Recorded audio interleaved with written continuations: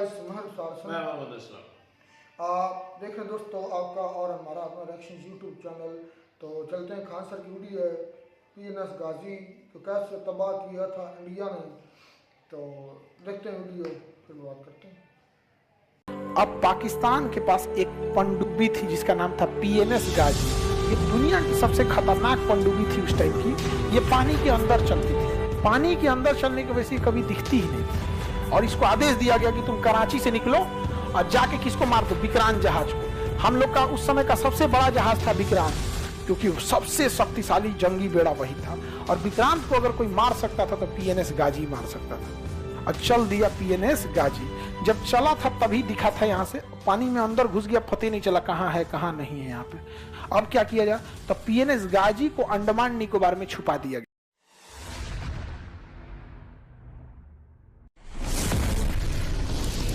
काम करना और इधर क्या किया गया, धो दिया गया, मार के तबाह कर दिया गया पाकिस्तानी लोग को यहाँ पर। और यहाँ पे पाकिस्तान के पास यहाँ से अब इधर जो खाना पीना घट गया, बंगाली सब तो खाना देगा सब नहीं इनको, हाँ जो अरे दे दे सब इन लोग को, तो खाना पीना कहां से जाएगा। तो इधर से जा रहा था गोला बारूद, इधर से जा रहा था, नेवी मार के यहीं उड़ा दी था। यहाँ से गोला बारूद सब खत्म हो गया इधर। और दौड़ा दौड़ा मारी कौन, भारतीय सेना। अब पाकिस्तान के पास एक पनडुब्बी थी जिसका नाम था पीएनएस गाजी। पीएनएस गाजी ये दुनिया की सबसे खतरनाक पनडुब्बी थी उस टाइम की। ये पानी के अंदर चलती थी, पानी के अंदर रहते, पानी के अंदर। अब मिसाइल मार देती थी। पानी के अंदर चलने की वजह से कभी दिखती ही नहीं थी, दिखाई नहीं देगी, समझ गया कि नहीं। पानी के नीचे रहेगी कैसे दिखेगी। और इसको आदेश दिया गया कि तुम कराची से निकलो और जाके किसको मार दो, विक्रांत जहाज को। हम लोग का उस समय का सबसे बड़ा जहाज था विक्रांत, 1 किलोमीटर लंबा, कितना, और उसके ऊपर जहाज उतरती थी, जो एयरपोर्ट था उसके ऊपर। जहाज क्या था, विक्रांत, और इसके ऊपर क्या था, एयरपोर्ट। यहाँ लड़ाकू जहाज उतरती थी और वो पानी में ले जाके यहाँ लगा दिया, तैरता हुआ एयरपोर्ट। और यहां से मिसाइल भी मार रहा है। और जैसे यहां से एयरफोर्स बम गिराई, वापस फ्यूल भरने हथियार भरने गई, तो यहां से उड़ा ई बम गिराया, धड़ धड़ धड़। जब इसका फ्यूल खत्म हुआ, हथियार खत्म हुआ, तो ई कहां आया अपने जहाज में, तब तक ये फ्यूल भर के रेडी हो गई। बांग्लादेशी को यार टाइम तो दिया करो यार, भागने का भी टाइम नहीं देता। तो पाकिस्तानियों ने कहा कि अगर हम विक्रांत मार के गिरा दिए ना, अगर डुबा दिए, तो पाकिस्तान इंडियन नौसेना का पूरा मनोबल गिर जाएगा। और यह हकीकत है, अगर विक्रांत गिर गया तो सब कुछ खत्म, क्योंकि सबसे शक्तिशाली जंगी बेड़ा वही था। और विक्रांत को अगर कोई मार सकता था तो पीएनएस गाजी मार सकता था। और चल दिया पीएनएस गाजी। जब चला था तभी दिखा था, यहाँ से पानी में अंदर घुस गया, पता नहीं चला कहाँ है कहाँ नहीं है यहाँ पे। अब क्या किया जाए, तो पीएनएस गाजी को अंडमान निकोबार में छुपा दिया गया। उसको साइलेंटली कहां भेज दिया गया, अंडमान निकोबार। विक्रांत को, गाजी को नहीं, विक्रांत को छुपा दिया गया। लेकिन यहां दिमाग लगाया नौसेना ने, उसने विशाखापट्टनम बंदरगाह पर क्या किया, हल्ला फैला दिया कि विक्रांत आ रहा है। कौन आ रहा है, विक्रांत, जबकि विक्रांत कहां था। हल्ला कर दिया गया विक्रांत कहां आ रहा है, विशाखापट्टनम। क्यों आ रहा है, तो फ्यूल भरेगा, खाना पीना भरेगा। अब विक्रांत में 5000 सैनिक तैनात थे, तो 5000 के आदमी डेली 3 टाइम खाना खाएगा, यानी एक दिन में 15000 आदमी खाना खाएगा। और अगर वो 1 महीना का खाना एक बार में भरता है, तो एक दिन में अगर 15000 का खाना, तो 1.5 लाख लोगों का खाना रखेगा, समझ रहे हैं। 1.5 लाख कौन चीज, तो उसको सामानों भी चाहिए बहुत ज्यादा, आटा चावल चीनी ये सब चीज। तो हल्ला विक्रांत में जितना विशाखापट्टनम में जो भी थे लोग ना, दुकानदार, सबको ऑर्डर दिया गया। नौसेना जाके विक्रांत आ रहा है, ये चाहिए, या आलू चाहिए 40 ट्रक आलू, 2 ट्रक अंडा, फल चाहिए, ये चाहिए। पूरा हल्ला हो गया विशाखापट्टनम में, मंडी लग गई। हाँ विक्रांत में जाएगा, विक्रांत में जाएगा। वहां कोनो जासूस फोन कर दिया पाकिस्तान में, विक्रांत आ रहा है। कौन आ रहा है, विक्रांत। अच्छा, पीएनएस गाजी को मारने की क्षमता अगर किसी में थी तो आईएनएस राजपूत में थी। एक जहाज थी जिसका नाम था आईएनएस राजपूत, और आईएनएस जहाज राजपूत खराब हो गया था, उसकी इंजन में कुछ गड़बड़ी आ गई थी, और उसके बनने के लिए उसे रखा गया था कहां पर, विशाखापट्टनम। तो सोचिए, आईएनएस राजपूत तो जा नहीं सकता था, कहां रखा हुआ था, विशाखा। अब बुला लिया गया पीएनएस गाजी को, कहां, विशाखा। कोई जासूस फोन कर दिया पाकिस्तान में, और पाकिस्तान वाला फोन कर दिया पनडुब्बी को कि जाओ तुम विशाखापट्टनम जाओ, जाओ वहीं विक्रांत है, मार के गिरा देना। और जब वहां गया ना, तो वहां कौन खड़ा था, आईएनएस राजपूत। मारा INS राजपूत, उधिया गया PNS गाजी, PNS गाजी डूब गया। अमेरिका इतना गरियाया पाकिस्तान को कि तो हमारा इज्जत तो उतार दिया रे चोट्टा कहीं का। ये पनडुब्बी कैसे हरवा दिया वहां, पता नहीं कैसे मार दिया। विक्रांत मिलवे नहीं किया यहाँ पे। अब यहां से निकला विक्रांत, अब फुल फ्लेजेड धोया और यहाँ एयरफोर्स वगैरह धो दी यहाँ पर। अब पाकिस्तान किसको बोला? अमेरिका को कि हमरा जान प्राण बचा लीजिए। बहुत इज्जत का सवाल है, अगर ये बच गया ना, ये जगह हम आपको सैन्य अड्डा के लिए दे देंगे। आप यहाँ से चाइना को कंट्रोल कीजिएगा, भारत को कंट्रोल कीजिएगा यहाँ पर। तो वहां से कौन चल दिया? अमेरिका। कहा कि बेशक हम आएंगे तुम्हें बचाने के लिए। तो यहां से कौन चल दिया? अमेरिका। ये है कौन? पाकिस्तान। और ये यहां लड़ाई चल रही है बांग्लादेश में, और यहां हम लोग का कौन खड़ा है? विक्रांत। अब यहां से अमेरिका भेज दिया सबसे बड़ा जंगी जहाज, और उसके साथ कई जहाजों की पूरी बैटल ग्रुप चल रही थी। पनडुब्बी जो थी नीचे, उसका पनडुब्बी लेके आया, विमान वाहक पोत लेके आया, मिसाइल मारने वाला आया, कई जहाजों का पूरा ग्रुप लेके कौन चल दिया? अमेरिका। पूरा ग्रुप में आया, एगो दूगो नहीं, पूरा ग्रुप में। एगो जहाज थी जिसमें खाली खाना पीना भरा हुआ था, एगो में जिसमें फ्यूल भरा हुआ था, एक में केवल हॉस्पिटल था, चलता फिरता हॉस्पिटल था, एगो पनडुब्बी थी, एक मिसाइल मारने वाला, बम मारने वाला, सारा चीज लेके चल दिया बैटल ग्रुप। इसका नाम था 7वां बेड़ा। क्या नाम था? इस 7वां बेड़ा के साथ कोई नहीं चल सकता था। और इसमें अमेरिका लेके आया था परमाणु बम। सोचिए, भारत को मारने के लिए परमाणु बम लेके चला आया कौन? तबाही क्या होगा? इंदिरा गांधी के ऊपर कितना प्रेशर रहा होगा। यहां तो लड़ाई चल ही रही है बांग्लादेश में। तब इंदिरा गांधी ने रूस को बोला। किसे बोला? कि हमरा बचा लीजिए। वो चल दिया है कितना लेके? 7वां बेड़ा ले। तो रूस कहा कि यहां तो आपको कोई जरूरत नहीं ना है। कहना इसको तो हम धो दिए हैं, खत्म कर दिए, धो धा के बराबर ही। तो यहां से इसने भी अपने बैटल ग्रुप को भेज दिया यहां पे। इसके में भी पूरा परमाणु बम पनडुब्बी तैनात थी। इसका नाम था 40वां बेड़ा। रूस क्या भेज दिया? 40वां बेड़ा। अमेरिका भेजा 7वां बेड़ा। अमेरिका को आने में टाइम लगा, जब तक रूस यहां आके पहुंच गया। अब पूरी जहाजों को यहीं लगा दिया चारों ओर से 40वां बेड़ा चारों, और ऑटोमेटिक मिसाइल तैनात कर दिया कि अगर तुम 400 किलोमीटर से कम दूरी मेंटेन रखोगे तो ठीक है, 400 किलोमीटर पास आ गए ना तो मार देंगे ऑटोमेटिक। और जितनी पनडुब्बी लेके आया था ना ये रूस, सारी पनडुब्बियों को ऊपर कर दिया, रेडी टू फायर मोड में। तो अमेरिका के साथ ना ब्रिटेन भी आया था। ये दोनों साथे चलता है सर। तो ब्रिटेन वाला ना अपने प्रधानमंत्री को फोन किया, वी आर टू लेट। ई वाला टू, TOO, बहुत लेट हो गया। हाँ, हुजूर आते आते बहुत देर कर दी। वो गाना है ना, हाँ, बेचारा पाकिस्तान गाना गा रहा है, हुजूर आते आते बहुत देर कर दी। ब्रिटेन का रहा है बहुत देर हो गया, अब हमारे बस का नहीं है। 40वां बेड़ा आ चुका है। तो अमेरिका धमकी दे रहा है कि हमारे पास परमाणु बम है, हमारे पास परमाणु बम है, लगभग 100 की संख्या में परमाणु बम लेके चल रहे हैं। तो रूस ने कहा कि हमारे पास भी परमाणु बम है। और जब चला था ये बैटल ग्रुप ना, तो उस समय तक गिनती जो हुई थी वो 200 के आसपास थी। जल्दबाजी में पहुंचना था, गिनती नहीं हो पाई थी।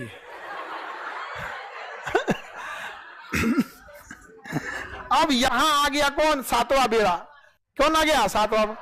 और यहीं से कह रहा है, भारत तुम लड़ाई रोक दो, भारत तुम लड़ाई रोक दो। और यहां विक्रांत मार के धज्जी उड़ा दिया इन लोग का यहां पे विक्रांत। और यहां पर पाकिस्तान के 93,000 सैनिकों ने सरेंडर कर दिया। 93,000 पाकिस्तानी ने सरेंडर किया। हम नहीं लड़ पाएंगे। जब सेना सरेंडर करती है ना, तो अपना स्टार हटा देती है, टोपी उतार देगी, बेल्ट हटा देगी, और हथियार को जमीन पे रखेगी। हथियार को जमीन पे रखे, ये सरेंडर का होता है। 93,000 फौजियों ने सरेंडर किया था। बाप बाप होता है। याद कीजिए, उसी लड़ाई में यहां हमारे 120 सैनिकों ने सरेंडर नहीं किया। ये चोट्टा 93,000 सरेंडर किया। Guinness book of world record में है। पूरी दुनिया में सबसे बड़ा सरेंडर जो किया किसने किया? पाकिस्तान ने सरेंडर किया, पूरी दुनिया में सबसे ज्यादा। और यहां रूस किसको संभाल लिया? अमेरिका को संभाल लिया। अब 93,000 सैनिकों ने सरेंडर किया और भारत ने कहा कि आप एक्सेप्ट कीजिए कि बांग्लादेश आपका नहीं है। तो कहा कि हम एक्सेप्ट करते हैं कि बांग्लादेश आज से स्वतंत्र हो। कहा कि शेख मुजीबुर रहमान को छोड़िए। तो भारत शेख मुजीबुर रहमान को लेके आया और शेख मुजीबुर रहमान को बांग्लादेश का क्या बनाया गया, प्रधानमंत्री। लेकिन पाकिस्तान ने कनाडा से कुछ लोगों को हायर किया और शेख मुजीबुर रहमान को मरवा दिया, उनकी बेटी को भी मरवा दिया। उनकी एक बेटी इंग्लैंड में पढ़ती थी, शेख हसीना, जो अभी बांग्लादेश की क्या है, प्रधान। समझा गया। इसलिए जस्टिन ट्रूडो जब आए थे ना, अब भारत पे आरोप लगा रहे थे, तो शेख हसीना ने भी बांग्लादेश को बोला था और कनाडा को कि चट्टा कहीं क्या बोलता है, हमारे पिता के असिस्नेशन में कनाडा का हाथ था। समझा गया कि नहीं आ गया यहाँ पे। तो उधर निर्माण किसका हुआ, पाकिस्तान। लेकिन अमेरिका इतना दबाव बनाया भारत पर, और रूस ने भी दबाव बनाया कि भाई हमारा 40वां बेड़ा जल्दी खाली करो, हमरा औरों जगह लड़ाई लड़ने जाना है, समेटो यहाँ पे। तब तक मानेकशॉ इंदिरा गांधी से कह रहे थे कि इधरों का कब्जा करिए लेते हैं, इधर भी कब्जा कर ही लेते हैं। लेकिन पॉलिटिकल प्रेशर इंदिरा गांधी पे ज्यादा था, क्योंकि अगर रूस अपना 40वां बेड़ा हटा लेता तो फिर अमेरिका चढ़ जाता। तो फिर वही हुआ कि हम इन 93,000 को लौटा देंगे। और शिमला सम्मेलन हुआ कि भारत और पाकिस्तान किसी भी विवाद को आपस में बैठ के सुलझाएगा, ना यूएनओ में जाएगा ना अमेरिका में जाएगा, शिमला समझौता में। इसीलिए जब भी पाकिस्तान यूएनओ में जाता है कि कश्मीर में जन्नत संग्रह करा दीजिए, कश्मीर के लोगों से पूछ दीजिए, तो भारत कहता है कि सब पहले साइड कीजिए। ये देखिए, ये चुट्टा 1972 में साइन किया है शिमला समझौता कि हम दोनों आपस में बैठ के बात करेंगे। कहिए कि चले दिल्ली बिरयानी खिलाएंगे, इसको बैठ के बात करते हैं। आपस में बैठ के जब बात किया जाएगा तो हर समय जब भी बाप और बेटा बैठ के बात किया है तो सुना किसका जाएगा, बाप का। समझा गया कि नहीं आ गया यहाँ पे। तो पाकिस्तान का हाल हो गया, बांग्लादेश क्या हो गया, स्वतंत्र हो गया। ये बताइए, बांग्लादेश को स्वतंत्र करने के लिए सबसे बड़ा बुनियाद तो पाकिस्तान ने डाला था। इस तरह से भेदभाव होता है जी। मतलब तुम्हारे देश के लोग थोड़े से अलग दिखने में हो गए, भाषा अलग हो गई तो तुम उसको। अब आप सोचिए, ये पाकिस्तानी जब अपने देश के आवाम के नहीं हुए तो हमारे होंगे।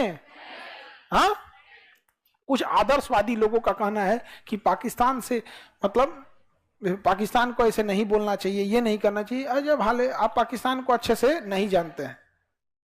इसका कोई उपाय नहीं है यहाँ पर। इन गधों को, इनको, खैर ये लोग तो अलग दुनिया के लोग हैं, फरिश्ते आएंगे इनको बचाने के लिए। 93,000 के लिए नहीं आया, शायद लेट हो गया था। समझ आ गया कि नहीं आ गया।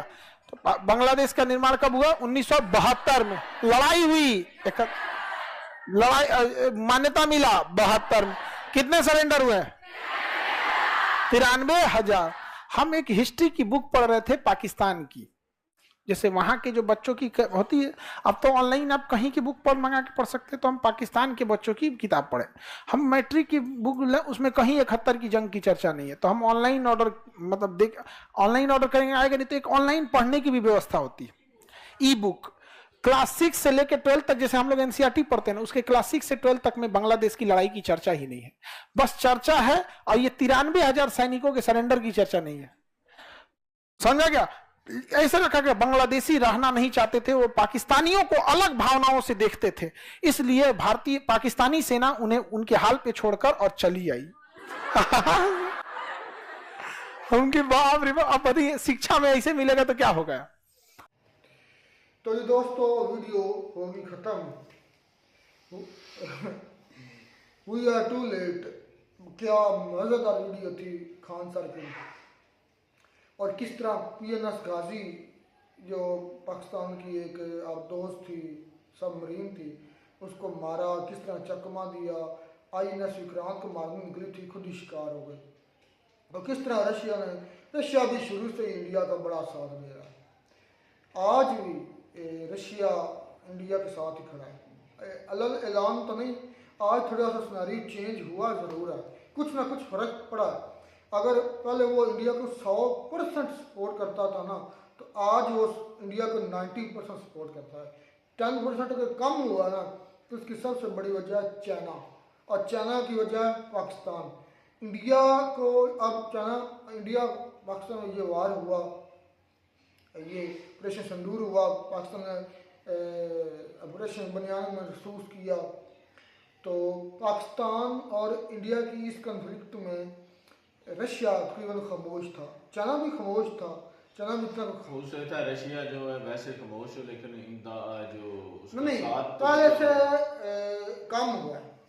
मतलब जिस तरह पहले इंडिया को रशिया सपोर्ट करता था ना, बगैर कुछ सोचे समझे, बगैर देखे, जैसे इस वीडियो में हाँ बताया देख गया। रहे कि अमेरिका लेकर एक फ्लीट आया था तो उनके पास मतलब 100 एटम बम वो बता रहा था।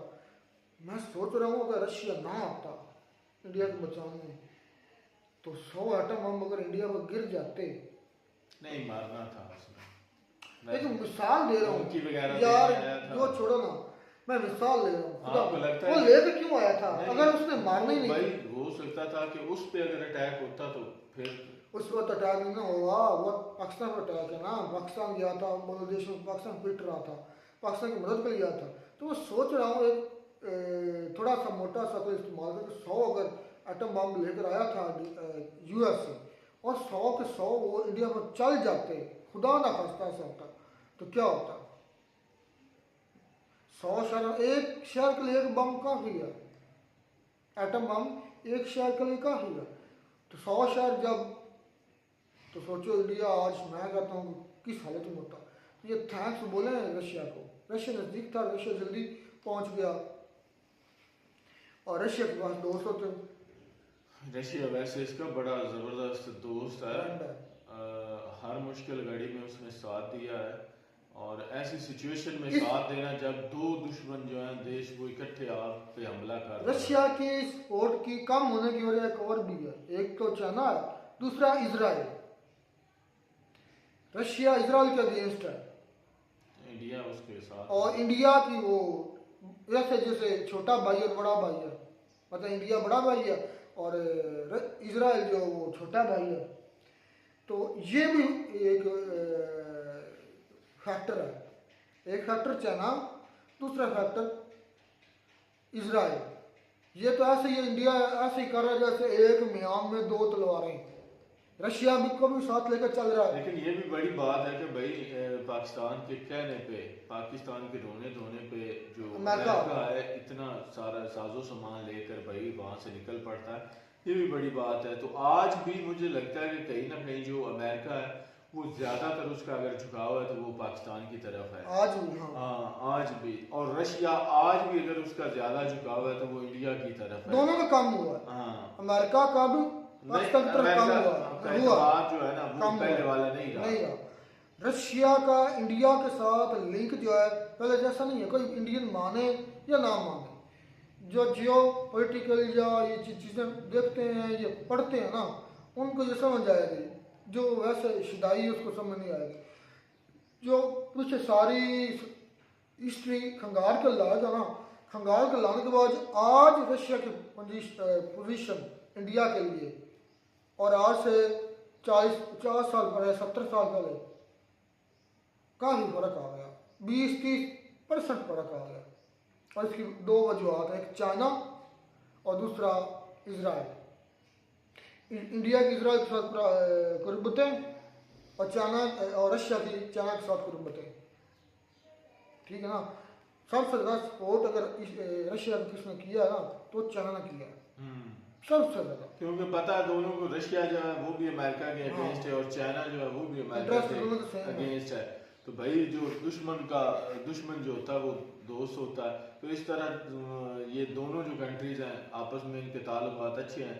और इंडिया से तो रशिया के पहले ही बहुत ज़बरदस्त थे, लेकिन अब वाकई ये उनमें थोड़ा सा ना चेंज आया है, अमेरिका में भी आया है और रशिया में भी आया है, जिसकी वजह से थोड़ा सा कह लें कि ये बैक स्टेप जो है इन्होंने लिए हुए। लेकिन उस वक्त तो भाई दोनों, जो मैं कहता हूँ कि अमेरिका भी पाकिस्तान के साथ लॉयल ये किस्म का मैं कहूँगा, क्योंकि जिस तरह उसने मिन्नत समाजत की वो भागता चला आया। और उसके बाद जो रशिया है, रशिया भी भाई इस तरह कोई किसी की लड़ाई में कूदता नहीं है, ये बात कन्फर्म है, चाहे वो अमेरिका हो चाहे वो रशिया हो। लेकिन किसी के साथ इतने ज़्यादा आपको मफादात हो या वो ताल्लुकात अच्छे हो तभी कोई आता है। अच्छा ये जो है ना जियो पॉलिटिकल फिल्म या सिनारी जो है ये कभी भी यकसर नहीं रहता। मतलब आज का दुश्मन कल का दोस्त हो सकता है, हालात कुछ भी हो सकते हैं। मैंने देखा है जो कंट्रीज वर्ल्ड वॉर 1 में एक दूसरे के अगेंस्ट लड़ रही थी वो वर्ल्ड वॉर 2 में इकट्ठी थी। कितना फर्क हुआ ना। 1919 की बात है, 20 की, जब ख़त्म हुआ वर्ल्ड वॉर 1, और 1939 कम से कम 20 साल बाद कितना रुख बदल गया दुनिया का। तो जो मेरे दोस्त थे वो दुश्मन हो गए, जो दुश्मन थे वो दोस्त थे।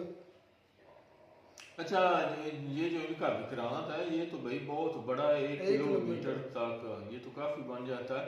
और उसमें काफी किस्म के जहाज वगैरह उन्होंने रखे हुए थे, फाइटर जेट, और 1.5 लाख लोगों का खाना, 1.5 लाख लोगों का खाना।